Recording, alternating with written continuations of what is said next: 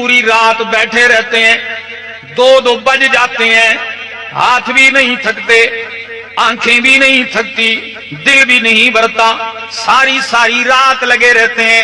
یہ فیس بک اتنی اچھی چیز نہیں ہے، لیکن کبھی کبھی دیکھتا ہوں کسی شخص نے اس پر ایک عرب نے یہی آیت لکھی، اقترب للناس حسابہم، اور ساتھ نیچے لوگوں کی تصویریں دی، تو سارے نیچے موبائلوں میں لگے ہوئے ہیں، انہوں نے اوپر یہ آیت لکھی، اقترب للناس حسابہم وہم فی غفلت، پوری رات بیٹھے رہتے ہیں، 2 بج جاتے ہیں، ہاتھ بھی نہیں تھکتے، آنکھیں بھی نہیں تھکتی، دل بھی نہیں بھرتا، ساری رات لگے رہتے ہیں، اور غفلت کیا ہے؟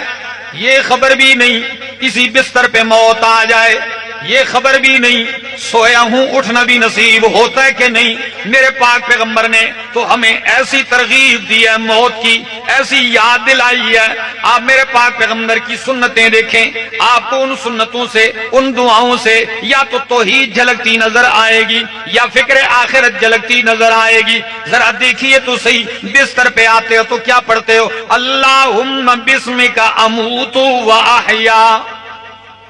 سو نہیں رہے، گویا کہ تم کیا کر رہے ہو؟ مر رہے ہو۔ اللہم بسمک اموت و احیا، اللہ تیرا ہی نام لے کے میں مرتا ہوں اور تیرے ہی نام سے جیتا ہوں۔ اللہ اکبر۔ گویا کہ اور یہی وجہ ہے نیند اور موت آپس میں بہن بھائی ہیں، ایسا ہے کہ نہیں؟ تو گویا آپ سو رہے ہیں، اور جب رات گزرتی ہے غفلت کی نیند میں، کوئی خبر نہیں، جاگ گیا، تو پھر کیا کہا اللہ کے پاک پیغمبر صلی اللہ تعالی علیہ وسلم نے کہ او انسان اب جب اٹھائے تو اب پڑھ الحمدللہ الذی احیانا بعدما اماتنا والیہ النشور۔ الحمدللہ، تمام صفات کارسازی للہ، مختص للہ، خاص ہے اللہ کے لیے، تمام صفات الوہیت للہ، اللہ ہی کے لیے، احیانا، جس نے ہمیں زندہ کیا، بعدما اماتنا، بعد اس کے کہ ہمیں مار دیا، وإلیہ النشور، اور اسی کی طرف ہم نے اٹھ کے جانا ہے۔ میرا دوست، یہی وہ فکر آخرت ہے، یہی وہ موت کی فکر ہے جو آپ کو بار بار تازہ کروائی جاتی ہے، بار بار یاد دلائی جاتی ہے۔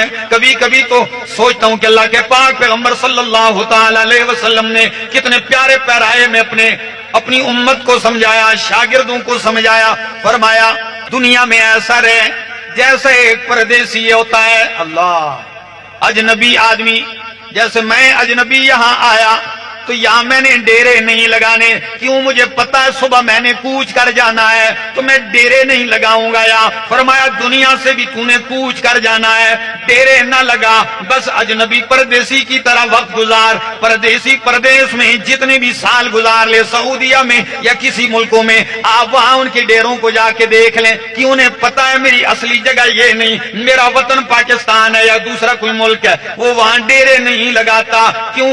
پتا ہے آگے جانا ہے۔ لیکن یاد رکھ میرا بندہ، تو نے دنیا میں ڈیرا نہیں لگانا، یہاں سے چلنا ہے، تیری منزل تو آگے ہے۔ کن فی الدنیا کأنک غریب او عابر السبیل، یا یوں رہ جیسے راگیر گزرتا ہے۔ کیسے راگیر کیسے چلتا ہے؟ آپ کے پن میں جب کوئی چلتا ہے تھک جاتا ہے، سایہ نہ ملے اسے، کوئی سایہ دار درخت تلاش کرتا ہے، جا کے اس کے سائے میں تھوڑی دیر آرام کرتا ہے، اور جو ہی آنکھ کھلتی ہے تو سایہ چھوڑ کے،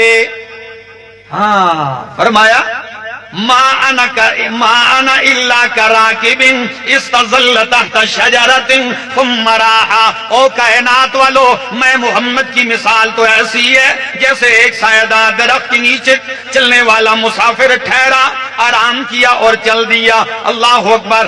یہ فکر اپنی امت کو لمحہ بلمحہ یاد دلائی جا رہی، اور قرآن بھی بار بار یہ یاد دلاتا ہے۔ کبھی قرآن یوں کہتا ہے کل من علیہا فان، جتنی بھی اس دنیا پہ آباد ہے، فان، سب نے فنا ہونا ہے، سب نے فنا ہونا ہے۔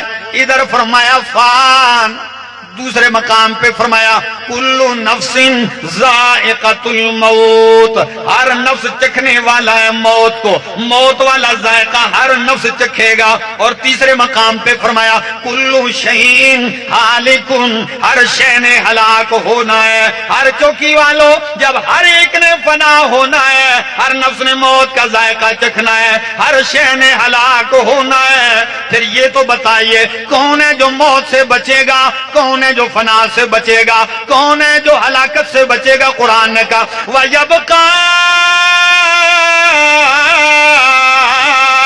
وَجْهُ رَبِّكَ ذُو الْجَلَالِ وَالْإِكْرَامِ۔